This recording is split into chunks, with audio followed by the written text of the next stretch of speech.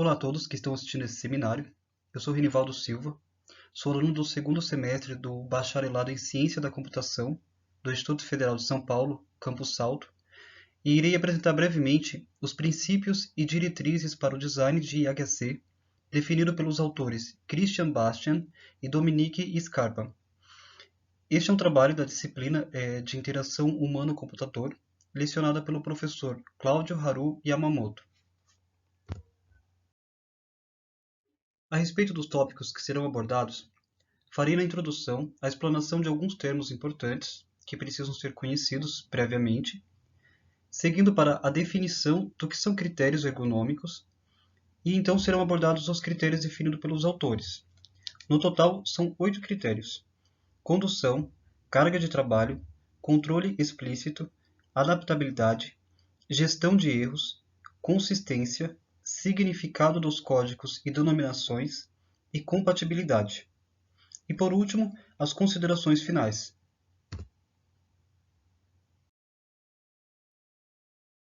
Então, seguindo com a introdução, existem alguns conceitos que precisam ser compreendidos, como, por exemplo, o que é interface. Bem, o conceito de interface é muito amplo, mas se fôssemos descrevê-la ao pé da letra, seria o nome dado para o modo como ocorre a comunicação entre duas partes distintas e que não podem se conectar diretamente. Como eu disse, é um conceito bastante amplo. Temos como exemplo de interface a maçaneta de uma porta, o volante de um veículo, o controle de um videogame. Entretanto, a aplicação dos critérios que serão apresentados aqui é focada na interface de softwares, nos quais a interface com o usuário é a tela de comandos apresentada pelos programas, ou seja, é a interface gráfica desses sistemas. Agora, o que é usabilidade? Bastian e Scarpa definem usabilidade como sendo a facilidade de usar, aprender e lembrar, tendo assim uma baixa taxa de erros, otimização de tempo consumido e, consequentemente, a satisfação do usuário, sendo então a capacidade que o aplicativo possui em permitir que o usuário alcance suas metas de interação. Assim, usabilidade pode ser definido como o termo utilizado para se referir à facilidade com que os usuários lidam com uma ferramenta. São Christian Bastian e Dominique Scarpa. Bem, eles são dois cientistas franceses da área de psicologia ergonômica e ergonomia cognitiva. Eles divulgaram um estudo em 1993, no qual propuseram um conjunto de 8 critérios a serem utilizados na avaliação de uma interface de usuário. O objetivo era de minimizar a ambiguidade, ou seja, as discrepâncias na identificação e classificação das qualidades e dos problemas de um determinado software. Os seus estudos mostraram que a aplicação desses critérios promoveram uma padronização nos resultados das avaliações aplicadas por pessoas diferentes. O conjunto dos critérios definidos por Bastian e Scarpa chama-se Critérios Ergonômicos para a Avaliação de Interfaces Humano-Computador. A ergonomia é uma área de estudo ligada à definição de regras para uma melhor execução do trabalho. E a aplicação desses critérios visa projetar uma interface que não gere momentos de insegurança para o usuário e que deixe claro quais serão os resultados de suas ações e também garantir que ele realize todas as tarefas de forma simples e eficiente. Em outras palavras, é fazer com que o usuário não precise de um manual de instruções. Como dito anteriormente, ao todo são 8 critérios definidos pelos autores, porém alguns desses critérios são divididos em subcritérios, totalizando 18.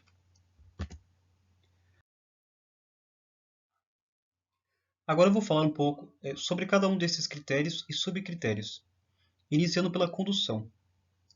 Bom, a condução é o critério que se refere às técnicas que são empregadas para orientar, conduzir, informar e ajudar o usuário na interação com a interface, com o sistema. Uma boa condução facilita a aprendizagem e o uso de um sistema. Por se tratar de um critério bastante amplo, ele é dividido em 4 outros subcritérios. Então temos o convite, ou presteza, agrupamento e distinção entre itens, feedback imediato e legibilidade. A interface precisa apresentar onde o usuário estava, onde está e para onde ele pode ir. Assim, o convite é um critério que se refere aos mecanismos que são adotados para deixar claro a navegação anterior, quando o usuário está executando uma ação sequencial, qual sua localização atual e quais são as ações que ele pode fazer naquele dado momento. Como exemplo, pode ser implementado guias de paginação, deixar evidente links e botões de ação. Temos exemplo também aqui, o uso de playlist do YouTube, onde ele mostra então a sequência de vídeos que já foi visto e que serão vistos. Seguindo com os exemplos, pode ser aplicado então o foco em botões. Temos também aqui os botões Call to Action.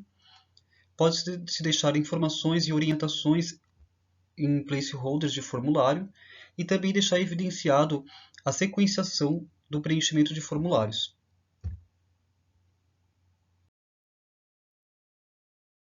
O agrupamento e distinção entre itens visa tornar a interação mais intuitiva.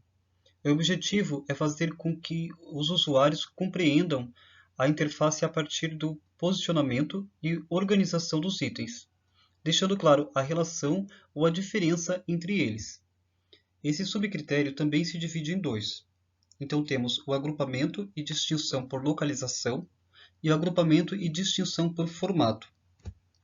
Como exemplo do agrupamento e distinção por localização, então pode ser feita a separação por conjuntos. Pode ser feito também a aplicação em formulários, separando os inputs conforme o tipo de dado. E de exemplo do agrupamento e distinção por formato, temos aqui então a aplicação em botões, deixando bem claro a diferença entre eles, uma vez que eles fazem então ações distintas. Então é necessário deixar evidente ações negativas e ações positivas.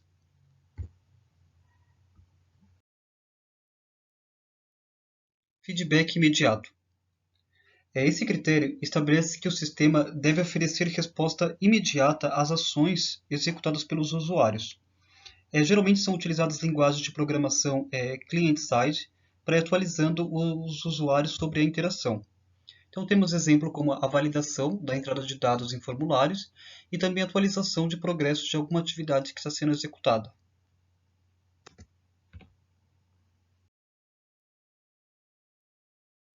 Legibilidade.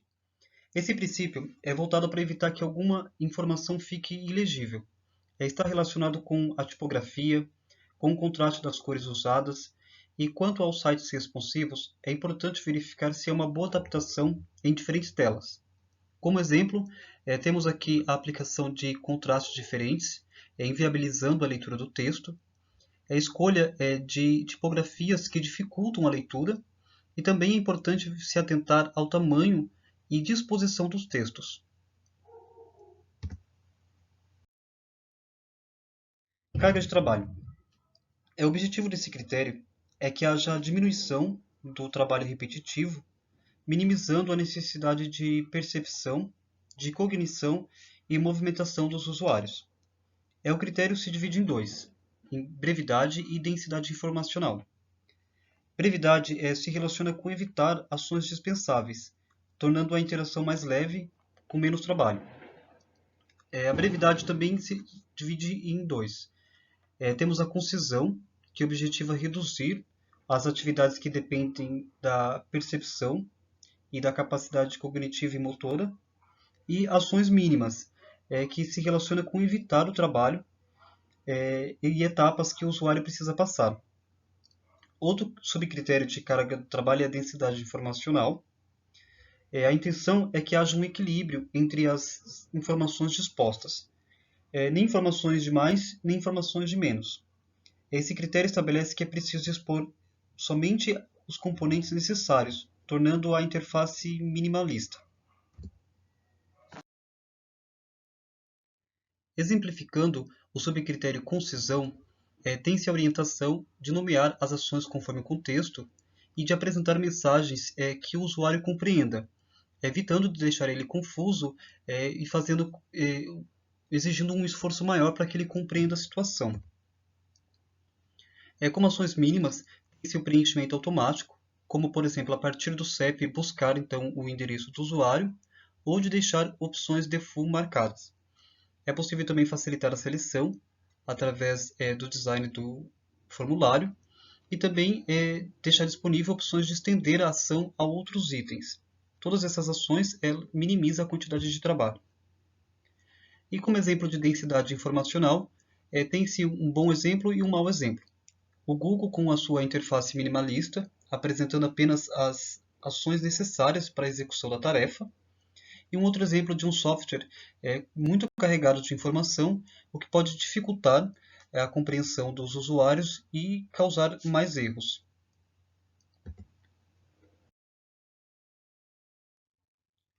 Controle explícito é o terceiro critério. Ele diz respeito ao controle que o usuário tem sobre as atividades disponíveis pelo sistema, disponíveis na interface. Esse critério é dividido em dois. Então, temos as ações explícitas do usuário e controle do usuário. As ações explícitas do usuário é aplicado antes das atividades serem iniciadas. O sistema ele deve executar apenas os comandos que o usuário desejar e quando quiser. Então, é necessário deixar evidente ao usuário quais são as ações que ele pode fazer no contexto em que está. Controle do usuário se aplica durante a execução das atividades sequenciais ou de tratamento lento. É necessário deixar o usuário no controle do processo, dando-lhe a liberdade de cancelamento, reinício e de retomada da atividade, mas deve ser mais fácil se manter no caminho certo do que sair dele sem querer. Adaptabilidade. Bem, a adaptabilidade se refere tanto às possibilidades de personalização do sistema, que são oferecidas ao usuário, como ao fato da estrutura do sistema estar adaptada a usuários de diferentes níveis de experiência. O critério da adaptabilidade também se divide em dois. Temos a flexibilidade e a experiência do usuário como subcritérios. A flexibilidade está relacionada às diversas maneiras que o usuário pode executar uma determinada tarefa, para que ele possa escolher de acordo com o contexto em que estiver inserido. Se relaciona também à possibilidade de personalização da interface, seja a execução de tarefas, ou seja simplesmente por questão estética. A experiência do usuário diz respeito ao fato dos softwares serem usados por usuários de diferentes níveis de experiência. Então, se verifica que nem todo usuário tem necessidade, por exemplo, de informações ou diálogos. Então, aqui como exemplo, pode-se oferecer atalhos aos usuários experientes e aos usuários novatos é possível então oferecer diálogos com orientações. Chegamos ao quinto critério, que é a gestão de erros. Esse critério se refere aos meios disponíveis para prevenir ou reduzir os erros e resolvê-los quando ocorrerem. As interrupções causadas por erros têm consequências negativas nas atividades, prejudicando o desempenho. A gestão de erros está dividida em três subcritérios: proteção de erros, qualidade das mensagens de erro e correção de dados. A proteção contra erros visa detectar e prevenir erros de entrada de dados, erros de comandos e ações com consequências destrutivas. Então, para se prevenir ações destrutivas, é necessário confirmar a ação. É possível, então, se prevenir contra erros indicando o tipo de entrada esperado e também através da validação de entrada de dados. A qualidade das mensagens de erros refere-se ao conteúdo das mensagens que são apresentadas após a ocorrência de erros. A sua relevância, a legibilidade, se apresenta alguma ação necessária para corrigir. As mensagens de boa qualidade, elas promovem uma melhor aprendizagem do sistema. E a correção de dados, ela objetiva diminuir os impactos dos erros, tornando a correção mais fácil e imediata. Após o erro, o usuário deve corrigir apenas a parte que está errada. Ele não deve, por exemplo, ter que preencher todo o formulário novamente. O próximo critério definido por Bastian e Scarpa é a consistência. que se relaciona com as escolhas de design da interface. Deve-se procurar padronizar os projetos do sistema, mantendo uma estabilidade gráfica.